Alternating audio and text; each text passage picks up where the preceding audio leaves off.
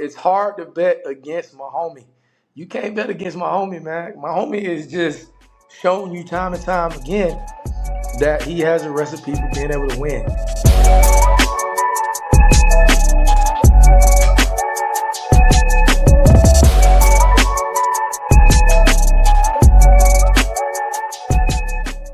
All right, family, back at it right here on the Shadow League locker room. And back again is my dog, former NFL linebacker, actor, and motivational speaker, Stevie Baggs Jr. Stevie, what up, though?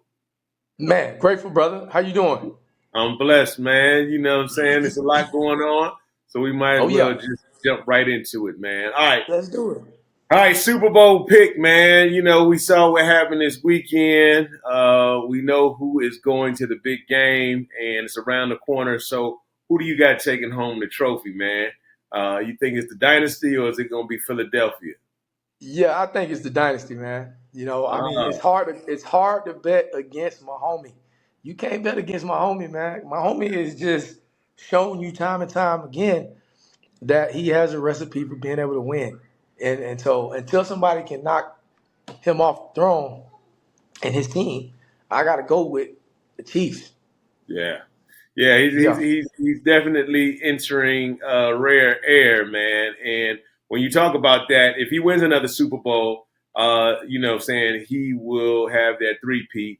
And on the flip side, Jalen Hurts, you know, if he gets this one, he's going to be getting his first. So it may validate everything that Philly has built around him. Now, I've heard some criticism around Jalen Hurts. Whose legacy benefits more from winning this particular Super Bowl?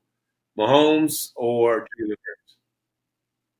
I think it would benefit Jalen more. I mean, the three-peat is what it is, but they've already done something that a lot of teams haven't done by just going to the Super Bowl three times. But it's not like Mahomes needs another Super Bowl to validate where he is as a quarterback, right, in this league historically. So it would probably benefit Jalen more just to be able to win one, especially against a team like the Chiefs.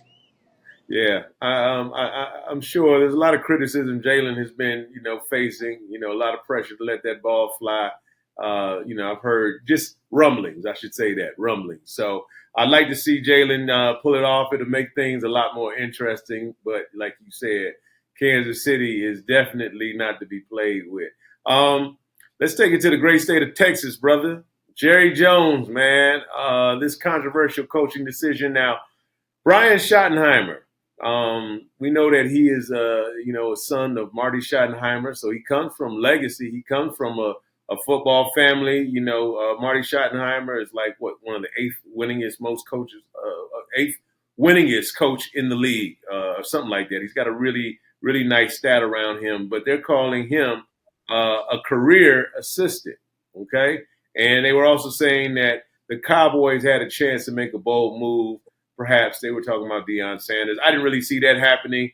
But do you see this as another yes man type of move for Jerry Jones and the Dallas Cowboys, or do you think he can actually lead the Dallas Cowboys to some level of success? At the onsite, the metrics would say that it's a yes man hire. I'm with you. I don't think Dion was ever coming. I thought that would have been a long shot. And if you really just think historically of the different coaches that you know the Cowboys have brought in, it's been people and coaches that they can control, and those that who Jerry and his team can't control, they tend to part ways. So I mean, let's face it. Jerry Jones. See, there you go. Jimmy Johnson is who I was thinking about. Uh, Right. I mean, if you talk about legacy, man, had Jimmy Johnson stayed in as a head coach and Jerry not letting his ego get in the way, you talk about a dynasty, man. I mean, all those guys were young. Emmett and Michael and Troy were young, and so they had a great thing going. But at the end of the day, the Brian Schottenheimer, he's to me, I think he's only in the league and in this position because of his father. You know what I mean? I don't think that he's done anything, alarming as a coach to say, hey man, we have to boost him up and give him a head coaching position. But I digress. Hey man, nepotism will get you in the door, but that record's gonna keep you there, brother. So you Yeah. know, let's see what happens with this one, Steve. Well, let's see Um, what. Let me tell you this: Cowboy Nation is not, has not been excited about it. That's for sure. yeah, yeah. I Yeah. don't think that, I don't think that was necessarily. Yeah, yeah, I don't know. There's still a lot of questions around that one, but we gonna see, man. I mean, they need something to kind of give them a little umph, but right now it's not looking like it. Um, and speaking of that, we saw some tough losses with the Bills and of course the Ravens. You know what I mean? So Lamar Jackson, Josh Allen. We know that they are a couple of the most gifted quarterbacks in the league. You know what I'm saying? But they came up short in the playoffs. Where do you think these losses put them? And are they still in that elite conversation, or are they gonna have to pause that until they can get, some more dubs under their belt in the playoffs? Well, anytime you win an MVP in the NFL, you're in elite conversation, regardless whether or not you get a Super Bowl championship under your belt. But when you think about what Lamar Jackson has done, and okay, of course, I'm a Lamar fan, so I'm a little biased when it comes to Lamar. But of course, the Super Bowl championship for him would be creme de la creme. But he's still elite. I mean, he's probably going on his third MVP. That speaks volumes in and of itself. I only think there's been only a handful of people that have done that in the history of the league. So however many Super Bowls you have to win to be elite or considered to be a great quarterback is one thing, but to be an MVP just shows that, especially in the regular season, you've done what you needed to do in this league to be considered one of the greatest of all time. So I think that as far as Josh is concerned, I think it's kind of the same thing for Josh in a way, in a sense, because he's shown the propensity to be such an amazing talent in the league.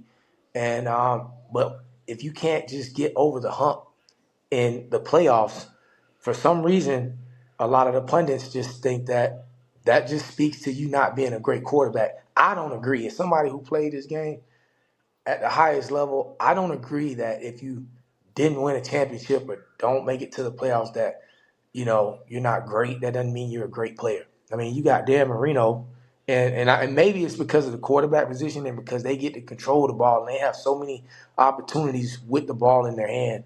Maybe that's why. But I mean, he got a guy like Dan Marino who never won it, but he's Yeah, still considered to be one of the greatest quarterbacks in league definitely. history. So I Yeah, mean, I just look at it that way. yeah. Yeah, I got Lamar, that Lamar, too. Lamar and Josh will be fine, man. Yeah, They still young. yeah. With the technology and the way things are going now, barring injury, these guys got another at least another 7 to 10 years that they can potentially play in this game. Right, And who right. knows what can happen? Yeah, I think Josh has come a long way in terms of in taking the Bills. You know what I'm saying? A long way, man. I mean, they're in these conversations now, and they got a strong team, man. So hopefully next year. I mean, I know no one wants to hear about next year when it was this year. That we were Man. looking for it to all happen, but man, they balled. Yeah. Um, so let's jump into this fair file, Stevie. And you already know what this is, man. We'll give you a take that's obviously out there, and if it's fair, then you're gonna call it. But if it's foul, you're gonna call that one too and tell us why. Pete Carroll. All right. So Pete Carroll lands in the city of sin, Las Vegas, right? And some folks are thinking that he could potentially turn the Raiders around. Your thoughts on that? Fair or foul? Is it a little too early to call, or how do you think he's going to match up in that particular environment? It's kind of like the whole thing with having an old president, right? If you got an old president, man, somebody 80 years old running the country, 80 plus years old, you got to be like, okay, come on. Pete Carroll almost 80 years old, and it doesn't mean that he can't add value to an organization, maybe as a consultant or whatever. But I don't think the demand of the league and the culture of where the league is at right now is something that he's in alignment with. It can be just because of the generational gap. And listen, Pete Carroll is one of the coolest coaches that I've ever seen. You know what I mean? Yeah, I love his swag, I love his enthusiasm, but I don't think that Pete Carroll is going to get the job done. Now, one thing the league has done that I've seen, the league has taken a really, really made a really drastic change in the amount of black coaches, melanated coaches that they hire. But when you look at the amount of melanated quarterbacks that are starting in the league compared to coaches, then there's a little bit, you're like, okay, well, we still maybe have some work to do. So I don't know. I just think that there can't be a whole bunch of coaching options out there that are viable if you're hiring for the Cowboys a long time guy like Schottenheimer that's been an assistant, and then you have to go hire an elder like Pete Carroll to be your head coach. And then you have, because if you look at the youngest coach in the league, some of these coaches are in their 30s, and then you got a Pete Carroll that's almost 80 years old. Like something's going on here. So I don't know. You I think it don't. was a I safe? It think was it's. a safe I don't hire. think. I think it's foul. I think they should have done some more work to try to find a guy. But once again, the NFL is a copycat league. So if you have shown any amount of success in this league, they're going to continue to go with that because it's a safe shot. Like the Right. GM is not going to necessarily lose his job if Pete Carroll comes in there and stinks up the joint because he's like, man, well, he did it in Seattle. He Yeah. did it at USC. So Yeah. that's what the league is about in a lot of Yeah. ways. No doubt. Um, do you think on our next one, man, the narrative, man, is being pushed that the NFL they bend the rules for Patrick Mahomes to win?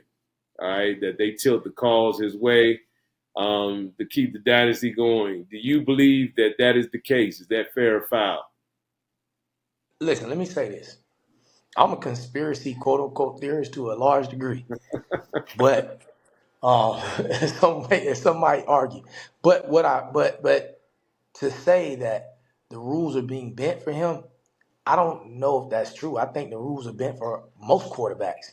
As a defensive end, outside linebacker, when I was in the league, we were complaining that man, we may as well play 2-hand touch with them. We may as well put a flag on them and pull their flag because you can't touch them without Right, having a penalty called on you. right. So I think that's just the nature of the game. They want to protect somebody who's making a half a billion dollars. They want to protect that investment. But I think also for all the conspiracy theories out there concerning this topic, it ain't no conspiracy how that boy throws the ball. There's no conspiracy there. He's throwing the ball unbelievably. So all you got to do is look at the film. Numbers he don't is lie. not.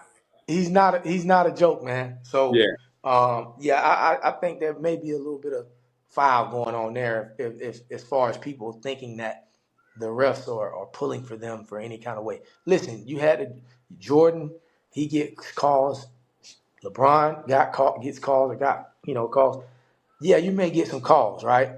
But I don't think it's going to be a thing where you swing in the game because you want the dynasty of the Chiefs. No, right, I don't think that. right. No doubt. Yeah. I know, a little bit earlier we were talking about just Pete Carroll and the hires. Obviously, we've seen Aaron Glenn go to the Jets, but this NFL, the hiring trends, that we're seeing in terms of, filling these vacancies. Do you think it's good or bad for the culture in the league? In what way? What do you mean? Is what good? Like, Well, as you mentioned, with Pete Carroll, you feel like, hey, it's safe. He's older, but he has a name. He has a brand, right? and it's Okay. going maybe in that direction when you kind of go with names, or should they be looking for newer, fresher, faces that perhaps are getting these opportunities for the first time, maybe based on the fact that they've been working under some established programs, or they've come in and done some incredible things, what I'm saying, with some teams that we may not have anticipated getting a look. No, I think it's fair to see the new faces coming in the league. I mean, change is inevitable, and if people don't want to want to adhere to that, then that's their problem. But you know, look at the amount of quarterback you almost had. Had Lamar won, you would have had four black quarterbacks, melanated quarterbacks in the Super Bowl. That would have been a first. Yeah. First time ever where the AFC and NFC championship game was all Right. black quarterback. Come on, man. So it's Right. like if people don't see the writing on the wall that this thing is changing and shifting, then once again, you got to go take a look in the mirror. But the league is not a league of hey, come on, we want to give everybody a new chance. Aaron Glenn wouldn't be there if he didn't play for the Jets at one point. And there's been a number of things that he's done to even get to a place where he's been a coordinator and he was a defensive back coach, and Right. so he worked his way there. But had he not been who he was as a player in the league, I don't think he would have even gotten the opportunity. Honestly. Yeah, that's a good point. Yeah. Man, Stevie, it's always a pleasure, bro. And you always give some real insight, man.